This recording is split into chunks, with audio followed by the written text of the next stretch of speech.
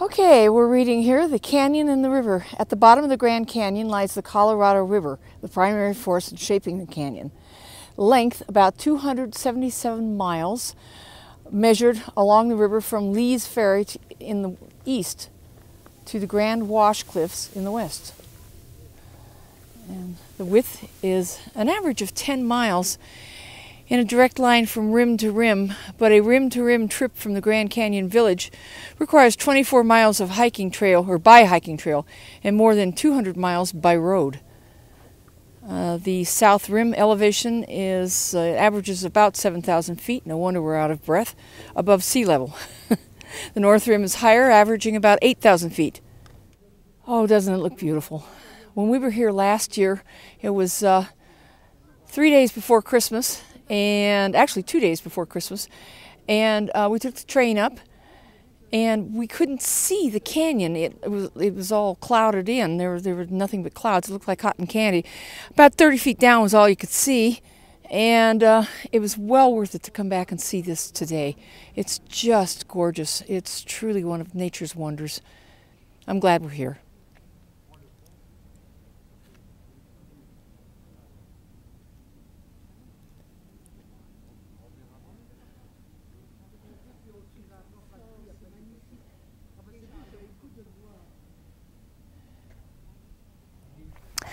We're at Park Point, which is the highest point in Mesa Verde, and it is absolutely gorgeous here.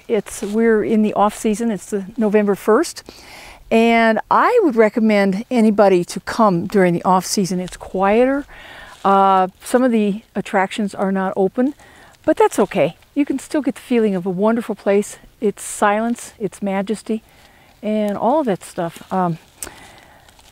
You just look down across the plains, and it's just marvelous. It's truly marvelous. The vastness of this place is just absolutely overwhelming. With the creation of Mesa Verde National Park in 1906 came the recognition that it contained one of the grandest and most extensive views in the country. Today, views are reduced by airborne dust, smoke, moisture, and human pollutants. Inversions, which trap particles under layers of dense air, can further reduce air quality. But you can still see a lot here. You can see an awful lot. All of the parks, any of them you visit, have these nice signs that tell you a little bit about each location or the park in general. And this one is the one that I just read from that talks about the airborne dust, smoke, moisture, and human pollutants. And the last sentence says, the fate of Mesa Verde's vistas depends largely on the nation's ability to find clean energy sources. I'm looking out across this vast canyon, and there's all kinds of dwellings here, and I've just lost one. When you look through binoculars, it's not the same as just looking somewhere, because it takes you a while to find something you may have seen just with your plain eyesight, but this is incredible. And the thing that amazes me is that these people built these things.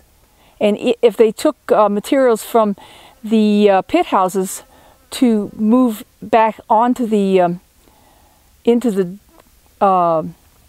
cliff dwellings, that's a lot of carrying. That's a lot of work. And these people were small people, and I bet they lived not over 35 or 40 years at the most. And it's absolutely incredible. This is the Sun Temple here at Mesa Verde. From above, the D-shaped symmetry is striking, especially the twin kivas. Unlike its contemporaries, the haphazard cliff houses, the Sun Temple appears to follow a preconceived design. Such massive construction must have involved a community-wide effort. Perhaps people from all of the surrounding cliff dwellings helped with this project. The structure was never completed. There is no evidence of a roof or roof timbers. Apparently, construction stopped when the Anasazi people began to leave the area. It's tempting to view the Sun Temple as the cliff dwellers' attempt to appeal to the spirits and forestall the total abandonment of their homeland. Though the structure appears ceremonial, nothing about the room suggests habitation, no doors, no windows or fire pits. Its exact function remains a mystery. The original builders obviously intended these walls to last. Now a concrete cap protects them from erosion and provides an elevated path for exploring the ruins. We have stopped here outside of the Great Sand Dunes National Park here in southern Colorado, and I'm looking at this little sign. It historical information. It talks about bison yesterday and today. And it says that thousands of years ago, ancestors of modern bison migrated from Central Asia. The bison we know today weigh between 1,300 and 2,600 pounds. That's quite a range. And a bull can be 6 feet high at the shoulder. We are here at a rock that is in this same little area we've walked up to outside of the Great Sand Dunes National Park here in Colorado. And it's got a little memorial plaque that says dedicated to L.B. Bill Castleman, pioneer conservationist and founding member of the Moffat-Hooper-Mosca Service League for his many years of dedicated service to the preservation of the natural beauty of the San Luis Valley. And it is absolutely beautiful here, and the thing that has got us both is how quiet it is. It is silent. Listen to the silence.